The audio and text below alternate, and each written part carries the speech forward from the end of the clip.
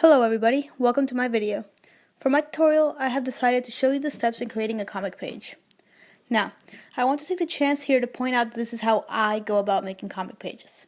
This is not necessarily the right or wrong way to make comics, and it's certainly not the only way to make comics. It is simply what I do. Alright, so with that out of the way, let's begin. Making a comic is a long process. Unless it's a very short gag comic, it's going to take you various pages and files to complete. Because of this, it is important to keep yourself organized.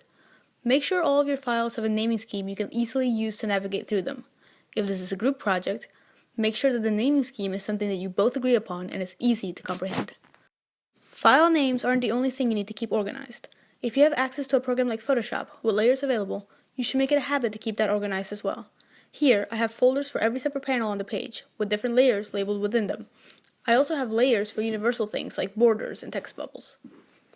Another important thing to plan out before you start is the layout of your page and panels. Now, your layout will depend a lot on where your comic will be displayed. This particular comic is meant to be read on a phone or a computer, so I made it a long strip that can be read as you scroll down through it. This decision affects what I can do in terms of organizing my panels. Panels are very important to the pacing of a comic. Lots of quick panels imply quick actions, while longer ones give a sense of passing time even within a single panel. In contrast to comics being printed on pages, I can have a solid flow of panels that don't get interrupted with the end of a page. I'm also able to add artificial pauses to the comic by making some panels particularly long, therefore making the reader take time to scroll through them, giving a pause to the pacing. On the downside, I must make my comic narrow and be aware that some people are reading this on a small screen, forcing to keep my images fairly large. With everything planned out, you're now ready to draw. While many people are perfectly comfortable drawing straight onto the computer, I tend to draw by hand first and scan that drawing onto my computer. This scan does not need to be very high quality, since ultimately none of it will be seen, but make sure that you're able to see all the lines and details you drew in order to enhance them on the computer. After scanning in the drawings, block out your panels. Depending on how loose your sketch was, you might need to move and resize some of your drawings to fit better. For a more controlled line, or simply in case you aren't able or feel uncomfortable using a pen tablet, use the pen tool.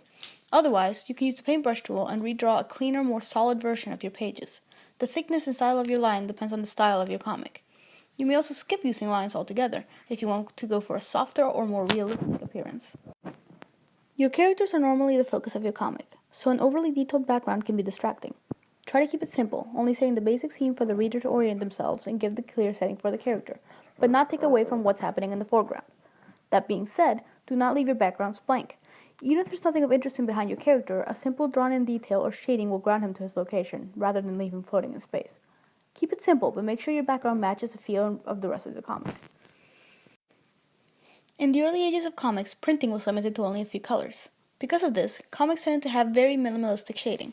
Nowadays, printing dozens of colors onto a single page is no real issue, and with digital comics, you almost have no limit on the amount of colors you can use. That being said, it's perfectly acceptable to keep a minimalistic shading style on your comic in order to give it a clean, sharp appearance, as well as saving time. Or, going all out with shading and highlights in order to achieve the perfect atmosphere. Regardless of what you choose, remember, keep your light source consistent. Just because the panel changes doesn't mean that the light is coming from a new direction. Take time to understand where and what the light is hitting. Different materials shine in different ways, and light might be obstructed by objects in the way. Also take into account the possibility of multiple light sources. Every light source will affect everything that is around it.